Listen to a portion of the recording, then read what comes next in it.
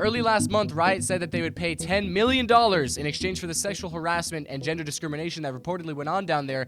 A story covered by the Kotaku writer Cecilia de Anastasio in a very long article, a very good, interesting read though, as she kind of cites some anecdotes from people that actually worked there, people saying things like locker room talk, bro culture, just general discrimination, you know, people or women not advancing up the ranks and getting promotions simply because they are women despite being fully capable.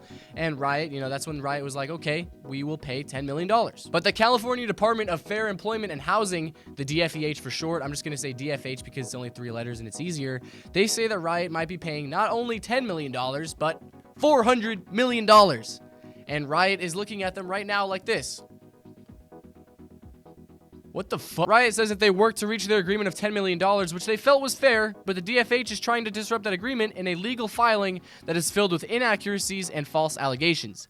They then say that the filing downplays and ignores the efforts they've made, and they're looking forward to their court case. The case says that there is crotch grabbing, pictures of genitalia sent around the office, people being denied promotions. I shouldn't say people, women being denied promotions, you know, loss of benefits, terminations, things like that. A bunch of things that were seemingly unwarranted. And while a jump from $10 million to $400 million is huge, you know, you gotta remember, you know, things like this can be very traumatic to people, and it's someone's livelihood. You never know what this could do to someone, so these things are taken very seriously. But I believe in the last video that we put out about this, the calculations were somewhere around like $10,000 going to each person or something like that, you know, from a $10 million settlement.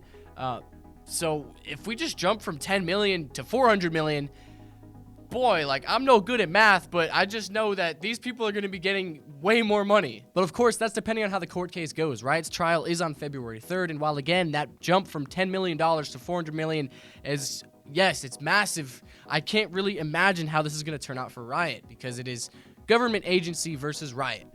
Riot being a video game company that has sexual harassment claims and allegations for, you know, gender discrimination, with a lot of female employees being, you know, being compensated in return for this.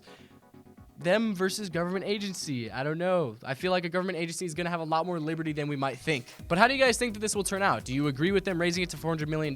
You know, it's sexual harassment, not necessarily something as serious as sexual assault, but still something not to be taken lightly. You know, it's still kind of a big deal. It's people's lives. People think differently. Stuff goes on. Or do you think that that is way too much? You know, it's $400 million for the amount of people they had and for the actual case itself. What do you guys think?